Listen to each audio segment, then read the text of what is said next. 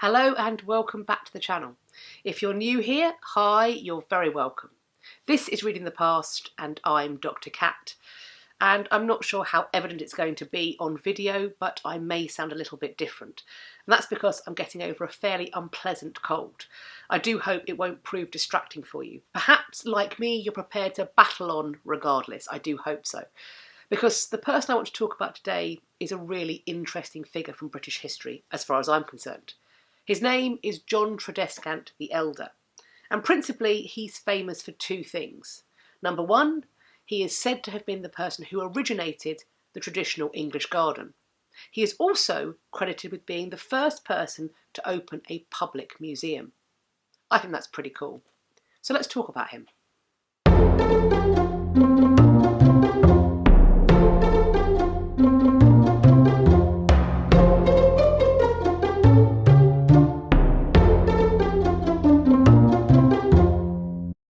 John Tradescant the Elder, it would seem, was born into relative obscurity, and this may be one of the reasons why we don't know when he was born.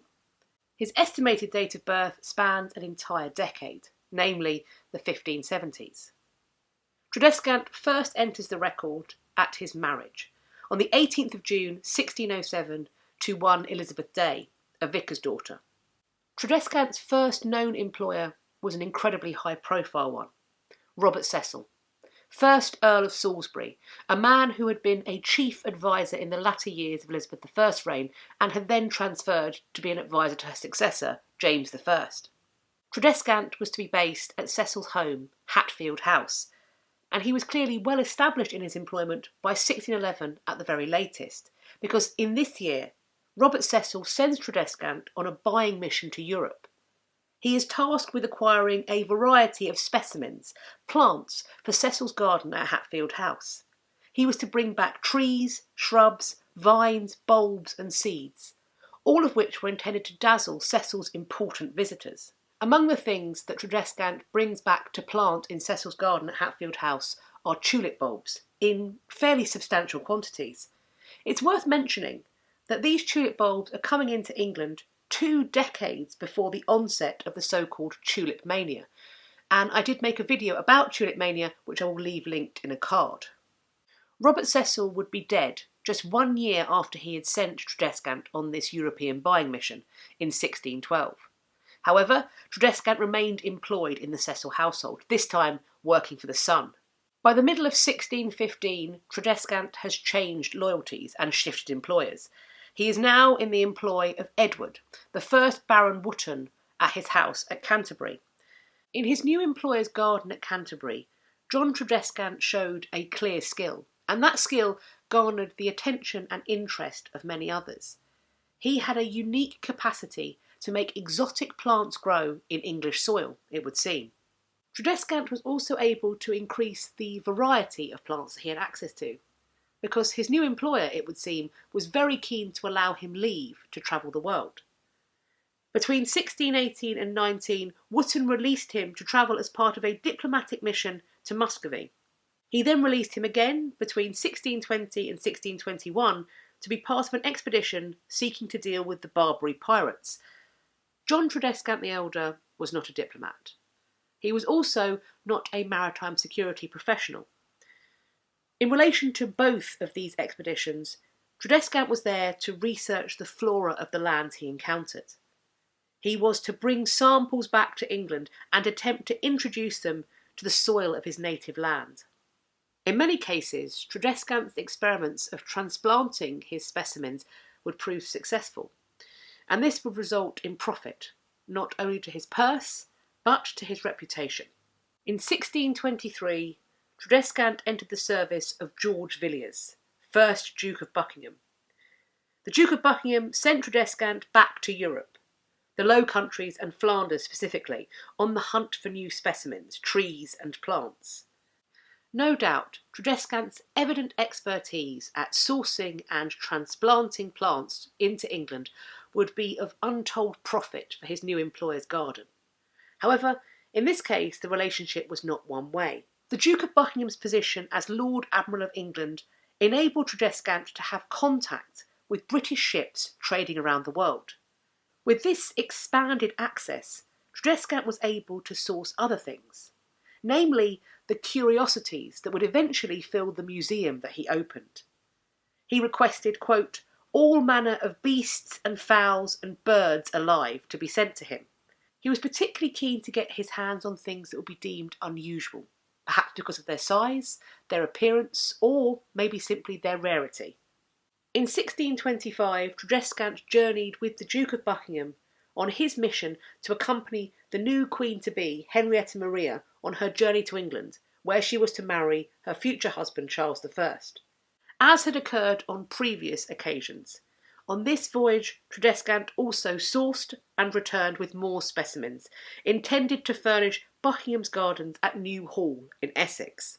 Tradescant's relationship with the Duke of Buckingham was not to last, however, because Buckingham was assassinated in 1628. After the Duke's death, Tradescant set to work, building up and curating his own home, the interior and gardens of which would become known as that first museum to open to the public.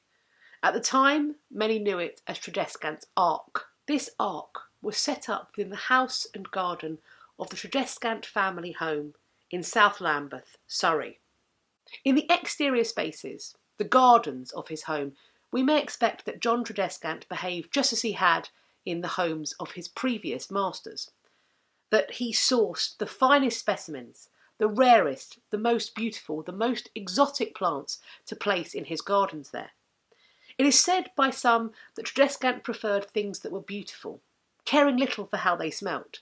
Indeed, the argument is that this was because Tradescant himself had no sense of smell. In the interior spaces of his museum or ark, it would perhaps not look like any museum we would be familiar with today. It is more properly a cabinet of curiosities, a selection of objects, things, taxidermied animals, all of which are jumbled together. They are not necessarily curated in the way that we would understand museums to be curated today, by type or date. Rather, they are put together in ways that seem pleasant, that appear to be interesting, and they may even be jam-packed in together. The name of the game here is quantity, a quantity of wonders on display. For the princely sum of sixpence, members of the public could visit Tradescant's Ark and wonder at the plants in his garden. Then they could come inside and see all manner of curiosities in his cabinet. Things like hands of mermaids or mummies. They had a salamander, a chameleon and a pelican. Apparently there was a bat as large as a pigeon, a dodo, and allegedly a small piece of wood from the cross of Christ. This was just a few of the things on display there. There were many more. This was, however, not a museum in the traditional sense that we would understand, because these collections were unsorted, unclassified, uncategorised, and arguably uncurated. They were placed in the space they would occupy in disorder. They were there to be wondered at, marvelled at, and in some cases, perhaps made fearful by.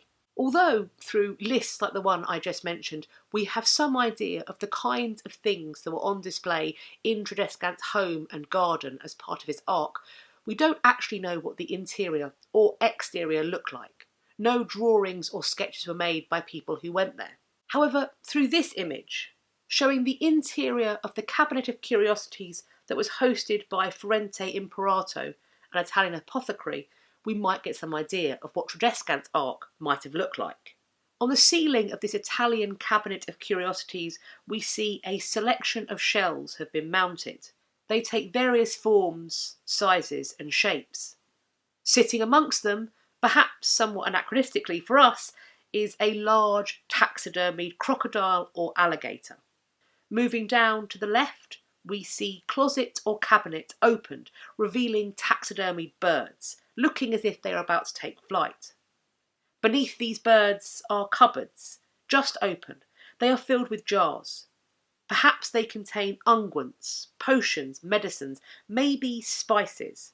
Presumably, these are things that are rare in the land in which this cabinet of curiosities is being hosted. On the back wall, we see taxidermied fish, lizards, There are seed pods and horns. And to the right is a great cabinet of books, a library. These are the types of things that make up a cabinet of curiosities, and we may expect they may all be placed alongside each other in fashion similar to this. A library of rare books being placed opposite a group of taxidermied birds, themselves beneath a giant stuffed crocodile or alligator. While John Tradescant the Elder was busy setting up his ark, he got his most famous and powerful employer of all as he entered royal service. He was named Keeper of the Royal Gardens, Vines and Silkworms at the Palace of Oatlands. This meant that he was employed by two royals, the King and the Queen, Charles I and his wife Henrietta Maria. He was now the official gardener of this royal couple. However, it would seem that it was not simply Tradescant's knowledge of plants that drew royal attention. In 1633, the Secretary of State, Francis Windbank, asked the East India Company to deliver curiosities to Tradescant on Charles I's behalf. We have no evidence that the king had his own curiosity cabinet, and yet here is the Secretary of State telling the East India Company to send objects that would go in one to the king's gardener. Is he also his curiosity keeper? However, maybe we should consider that Charles I is not looking to furnish his own cabinet of curiosities. Rather, perhaps he is looking to add additional materials for Tradescant's ark. Maybe this is a favour for a well-liked employee. According to the Oxford Dictionary of National Biography entry dealing with John Tradescant the Elder, written by Arthur MacGregor, by 1634, Tradescant's own museum was sufficiently well established for a visitor, Peter Mundy, to spend a whole day in perusing, and that superficially, such as he had gathered together. A description of the collection from 1638 includes the earliest mention of its most famous surviving treasure, the robe of the King of Virginia, better known as Powhatan's mantle. What this points to is the fact that within just a few years of opening, Tradescant's Ark, famed for being the first museum to open to the public, was a cabinet of curiosities that was well established, displaying a broad and fascinating collection. Certainly enough that you could idly look at and spend a whole day engrossed by. I'd love to know what you think of this topic. Had you heard of John Tradescant the Elder before I made this video? And if you had, what did you know about him? Let me know in the comments section. Or you can come and find me over on my social media. As always, I'll leave a link to my Instagram and to my Twitter in the description box. You can follow me there and we can continue this conversation. I do hope you've enjoyed this video and found it useful. If you did, then let me know by hitting the thumbs up button.